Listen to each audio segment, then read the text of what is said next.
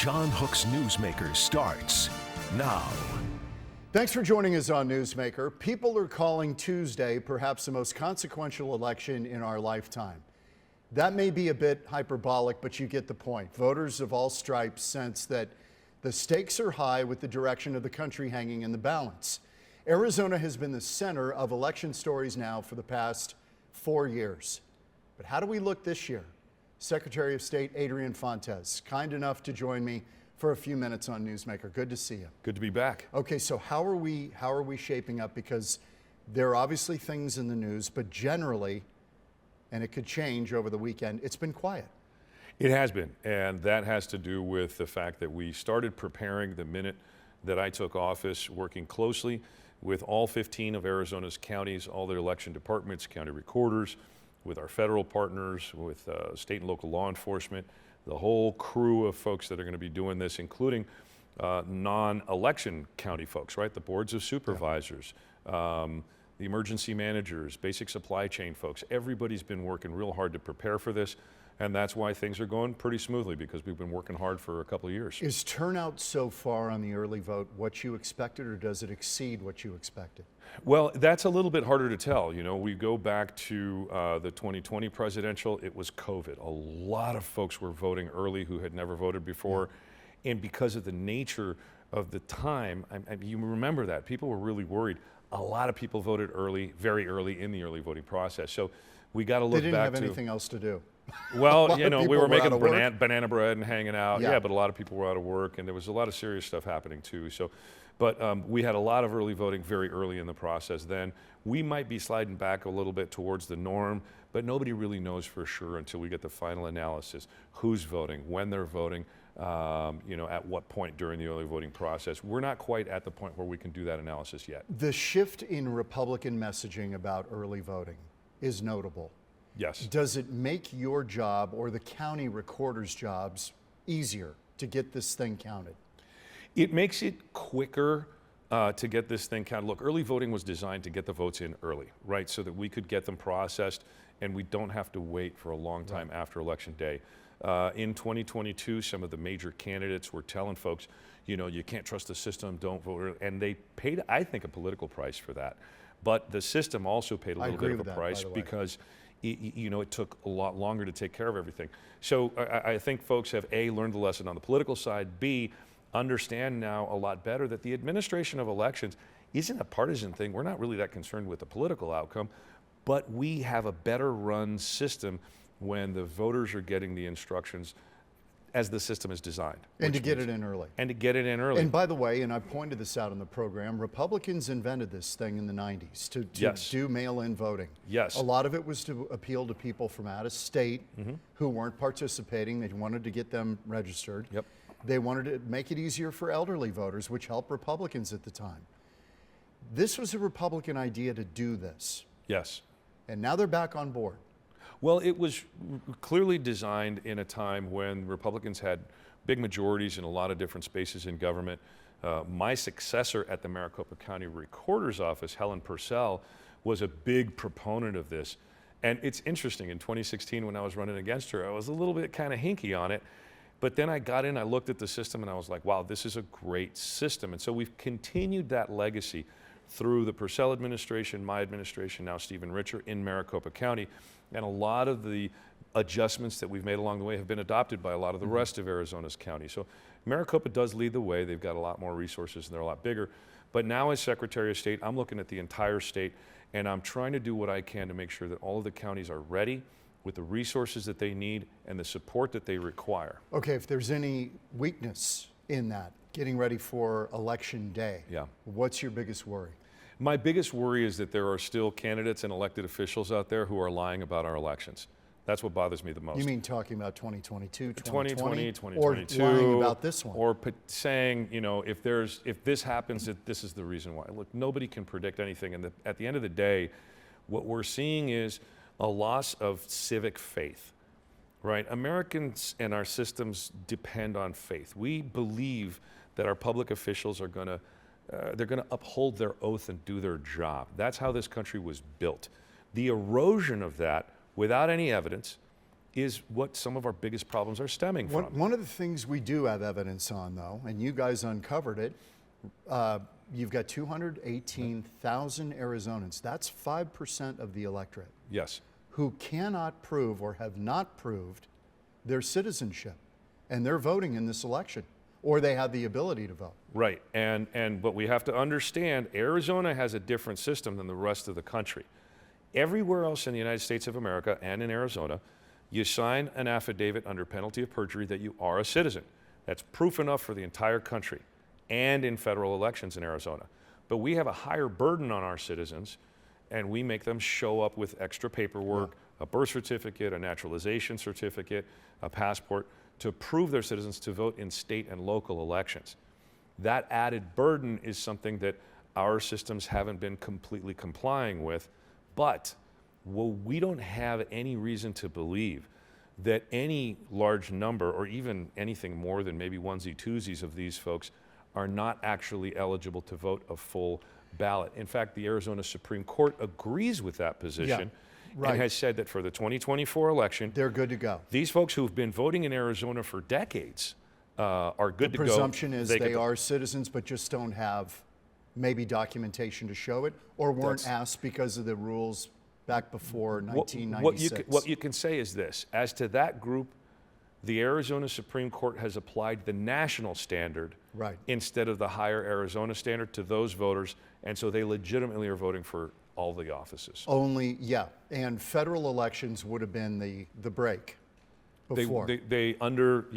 After 2024, unless we get that, they will still be eligible, but only for federal elections. The cleanup of that, you have issues with, because people want those names. They want to know who these people are. They want to find out what's going on. Yep.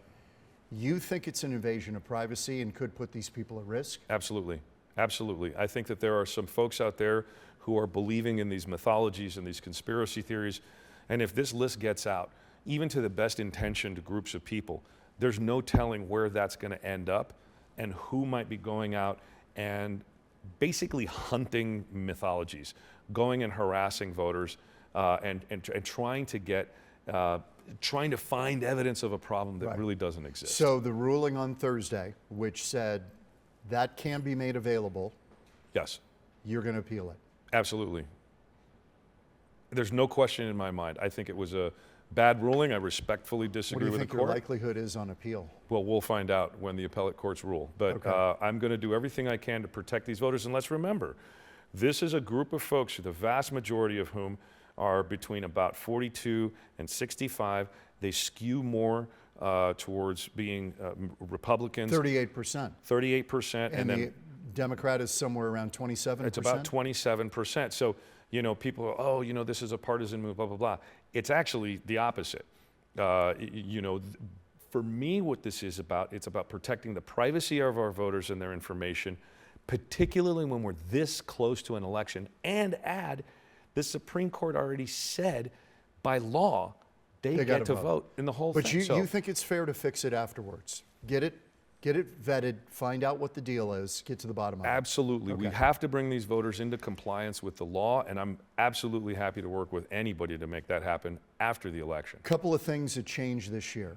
One of them, the drop-offs of the earlies. Mm-hmm.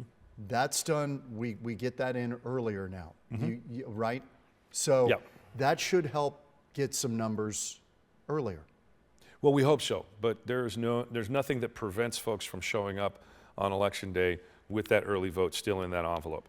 That still has to go through the complete process. So the biggest problem signature verification. It's got to go through. If there's any problem, they've got to adjudicate that. All of that stuff. Well, we got to adjudicate everything afterwards anyway.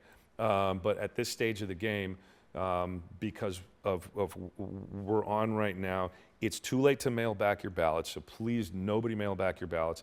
But where we are in a situation where we'd love to make sure that Arizona voters are utilizing all of the possible benefits, and that is by mailing your ballot early a week before Election Day. If you've still got the green envelope, you have filled out the ballot, and it's this weekend, what's the best option for you? Should you go to a polling place and say, let's open it and tabulate it? Can you do that? Well, Would that be better than giving them just the whole thing? well, see, there's a technical difference there between the ballot that you got in the mail and the ballot that gets printed out and is set for the tabulators. So if you've got a ballot that you got in a sealed envelope and all that stuff and you open it up, you're going to end up getting issued a new ballot to put into the tabulator. So there's that technical difference. The best bet is to find either an emergency vote center over the weekend, Saturday, Sunday, Monday. You can just take your ballot and drop it in. Drop it in any of the drop boxes. Many of the cities have them. That's the best bet. And then, of course, you have the option on Election Day. Go to any polling place, drop it off, get straight to the front of the line, boom, and you're out of there. Okay, let's clear up a little myth. People think that you guys call elections, the Secretary of State, or somebody calls elections. News organizations call elections. Yes, and you folks do that. We do. We actually don't. We rely either on Fox or Associated Press. Sure. We don't do any of our own stuff. So people need to know that when they're waiting for results on election night. The other thing is we've changed state law on what triggers a recount. It used to be 0.1% to trigger a we've recount. lowered the threshold It's significantly. now 0.5%. Yeah, so This is going to cause, Could. right? It could.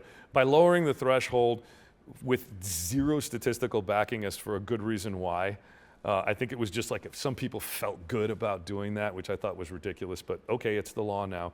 By lowering that threshold from 0.2% to 0.5%, you've opened the floodgates to recounts. So if people are... It's going to take longer. It's going to take longer. And several things could fall in that. Oh, absolutely. Propositions, candidates, all kinds of things. We're a congressional battleground races. state, Yeah. all kinds of things.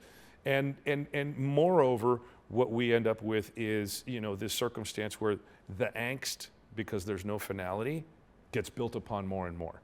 And so, Does that worry you? It only worries me because of the way that some people react to these things, right? People can be worried, people can have questions, people can have, legitimate concerns. Do you think if Donald Trump is leading on election night that the left might be up in arms? Oh, I don't know about that. I don't know about either way. I mean, the point is this. The media are going to make their prognostications, right? They're going to make their call. We project so-and-so to be the winner. One side or the other is going to react. We don't have official results until we have official results. It might be 10, 13 days after Election Day.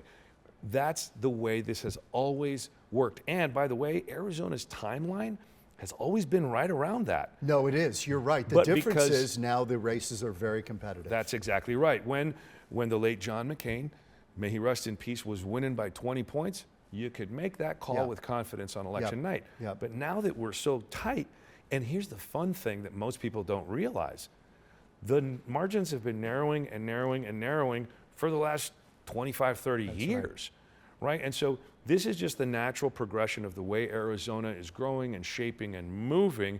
And some people aren't okay with the way it's going politically, but you can't help change. You can't help tomorrow. It's gonna come. And you got to get it right. And not only do you got to get it right, we got to get it right, but we all have to understand this is the place that we live in. And, it happens. And so what I'm hoping we can do is get back to the days where we can have reasonable, honest, and civil discourse about our political differences, set policy together, because we all live here, and get along. Do business, do school, do science, do technology, do your supply chain, go do your business. Let the politics have its session, its season, and be done with it. That's what I think most people want, and I'd love for us to be able to return to that. I hear you. Adrian Fontes, good to see you. Always good seeing on you. Newsmaker. Appreciate it. Good luck on Tuesday. Thank you very much. Adrian Fontes, Secretary of State, thank you again. All right, coming up next on Newsmaker. With all the rancors surrounding the election, there are issues that most voters agree on, Democrats, Republicans. Common ground in the battlegrounds. Coming up next on Newsmaker.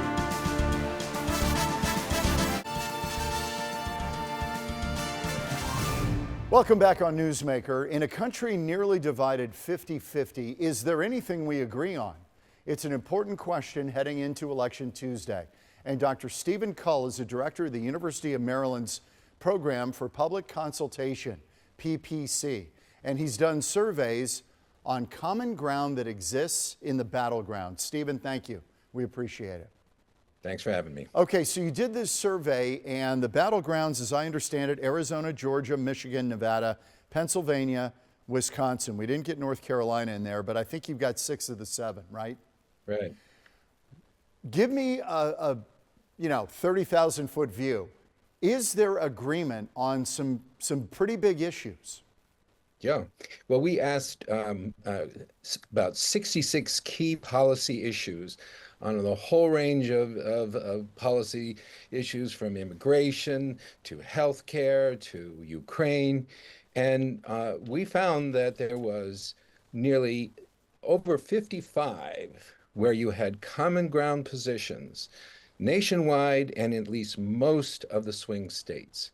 So it's really turns out that there's a lot of disagreement about who should be in Congress or who should be in the White House, but there's not a lot of disagreement about what they should do when they get there. Okay, let's tick them off. You looked at abortion and birth control. What did you find? Yeah, there is bipartisan support nationwide for not criminalizing abortion before fetal viability. There's also very strong bipartisan support for reducing unwanted pregnancies by ensuring access to birth control. And overall, there is support for the law being a federal law, not being decided state by state. That one would be a heavy lift, since the Supreme Court has made its ruling and kicked that decision back to the states to figure out what they want to do in their own individual paths forward. It seems unlikely in divided government we're going to get any movement on that. Oh, that may well be. But Congress could make such a federal law. It's just, and we found bipartisan support for Congress doing so. Apparently, Americans don't like the idea of it being varying from state to state. Did you get any breakdown as the Gallup poll, which was in May of last year? It was interesting because they found that 2/3 of Americans say abortion should be legal in the first trimester. That was 69%. But support dropped off considerably when you got into the second trimester, 37%, and then 22% in the third trimester. So there seemed to be general agreement that there should be abortion access in that first trimester, but then support really drops off second and third trimester. Is that what you found? We found that when people really heard arguments pro and con, when it was explained more carefully what all these different periods of time meant in terms of how many weeks and so on, the consensus position, bipartisan majorities was to have it not be criminalized. Now, it's also key how you ask, what exactly you're asking, because we're always asking, what exactly should the government do? I mean, you can ask, should the government allow abortion in this period? And you get a different response. But if you ask, should they criminalize it, i.e. make it a crime for the person giving or receiving the abortion, meaning that they would have prison time or get fined, you get a somewhat different response. Right. Because people don't like that idea, probably, to criminalize this. But in terms of abortion access, what do they think is a sweet spot on an issue that's very divisive? Is there general agreement on first trimester? Okay. But after that, what did you find out? What we find is when you talk about criminalization, because that's the action that the government would take, should they criminalize or not? I mean, Americans are divided on the question of whether abortion is moral, and so they're not always happy when abortions happen.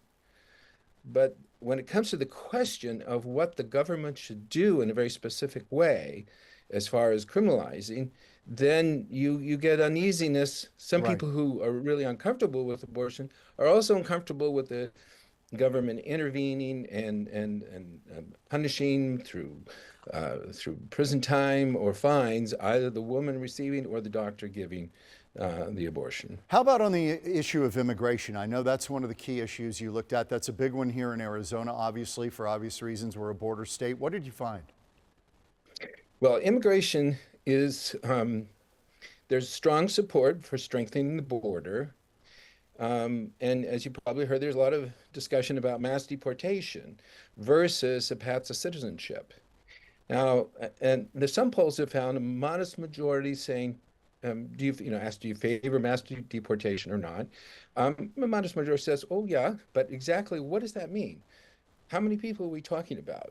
Now, when it was explained that the option was 11 million people, to deport 11 million people, they evaluated that. They also evaluated the idea of giving people who have been here for some time a visa and basically a path to citizenship. And when they evaluated both of those and they understood what was really involved in mass deportation, by 2-1, they went for the path to citizenship. How does that square, Stephen, with how does that square with the Scripps News Ipsos survey from September of this year? Yeah, that's which what I said. They found 54% saying that they're in favor of mass deportation, but it wasn't really explained what's entailed there. How many people are we talking about? I mean, mass, it could be 1,000 people, 10,000 people. But when it was explained that the idea was to deport 11 million people, people who have been here, living here for quite a long time, and what the costs would be, $100 billion and so on. And then they evaluate, and they had pro and con arguments on that, and they had pro and con arguments on the option of the path to citizenship.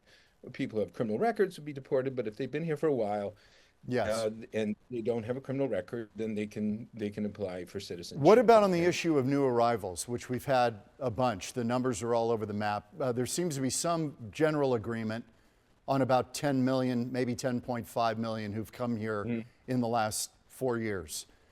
Any agreement among your survey takers on what should be done with those folks?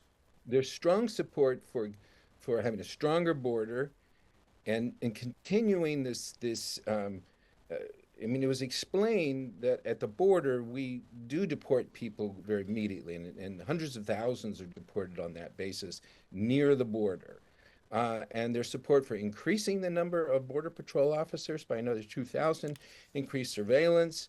There's some support for more walls and so on. So stronger border, but people in the interior of the country who have been here for some years, the view is that we need to in some way assimilate them as long as they haven't committed any crime. The overarching work that you've done, what would be the bottom line if you were talking to somebody and explaining what you found?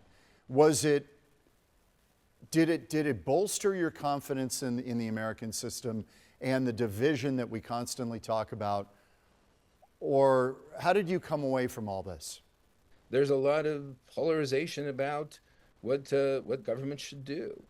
But when we kind of sweep aside all of the partisan associations and we say, okay, let's focus on the issues themselves, we find that there's a lot of common ground. And that's sort of suggestive that if after this divisive election, people come together and they actually want to solve problems, they really want to address issues on a whole range of things, whether talking about tariffs or healthcare costs, cost of living, all that. There's support for the federal government on both sides taking an active role in trying to address quite a few issues. So there is underneath this all there's some shared values that really guide people towards some common conclusions once we get past the name calling and the partisan polarization. You give me a 20-second answer here. We've only got about 25 seconds left. Does government still work? Well, there are a lot of problems with government, and that's how the American people perceive it. But they haven't given up on the idea of government taking an active role in trying to address a wide range of issues, whether it's families and children, or whether it's healthcare costs, whether it's housing costs. Yeah. We presented a whole range of options, and there was bipartisan support for the government playing an active role. So even though people are frustrated and think special interests have too much influence and so on, they actually want the government to try to address these problems. Dr. Stephen Kull, Director of University of Maryland's Program for Public Consultation, PPC. Stephen, thank you. Appreciate your time on Newsmaker. Good to see you. Nice to have you. Thank you. Thanks for having me. We're back in a minute on Newsmaker.